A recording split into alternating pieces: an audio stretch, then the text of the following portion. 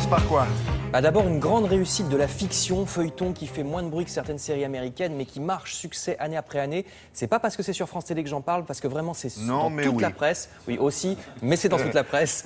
Vous allez voir Le Figaro, Libération, 20 minutes, Le Parisien aujourd'hui en France, etc. C'est la série Un village français, feuilleton sur la vie d'un village pendant l'occupation, vous connaissez. Alors là, on en arrive à la fin de la guerre, 6e saison déjà qui commence. 1944, La Libération, série très bien ficelée, nous disent les journaux, avec la petite histoire des personnages qui rencontrent la grande histoire. Surtout, on comprend un peu mieux ce qui s'est passé dans la tête des gens à l'époque.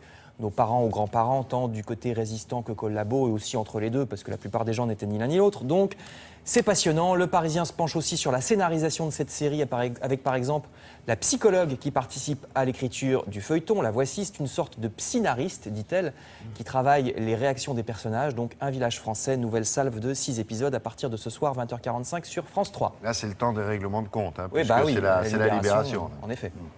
Autre monument bien français, un couple célèbre de la chanson, le duo Alain Souchon, Laurent Voulzy à l'honneur de plusieurs journaux ce matin, notamment Libération. En général, ils écrivent ensemble, comme vous le savez, parce que Souchon est plutôt texte, Voulzy plutôt musique. Mais là, c'est leur premier album chanté ensemble. Normalement, ils chantaient jamais sur les mêmes morceaux. Fallait que ça arrive après 40 ans de collaboration, puisqu'ils se connaissent depuis 73, depuis un goûter. Ça ne m'étonne pas que ces deux-là soient connus à un goûter. Ça leur va bien, je trouve. Donc, ils racontent leur manière de fonctionner et de travailler ensemble. Leur album sort le 24, c'est-à-dire lundi. Ne manquez pas ça. Je vous signale aussi avec Le Figaro, si vous avez loupé le concert, des autres valeurs sûres que sont les vieilles canailles, Johnny et Eddie Dutronc. Vous pouvez vous rattraper dans quelques mois. Oui, ça, c'est des estampes japonaises.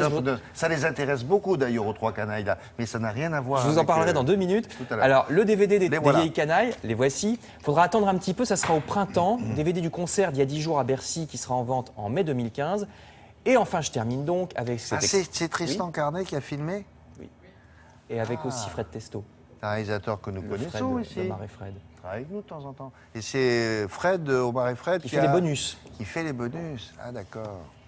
Et puis je termine donc avec l'exposition, la fameuse qu'on a vue en avance.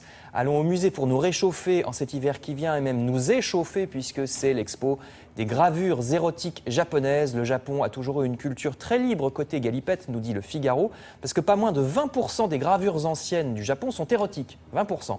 Donc c'est à voir à la Pinacothèque de Paris, ça sera jusqu'en février. C'est au printemps et pourtant, regardez, ils se rencontrent, ils sont encore habillés. Merci beaucoup. À plus tard.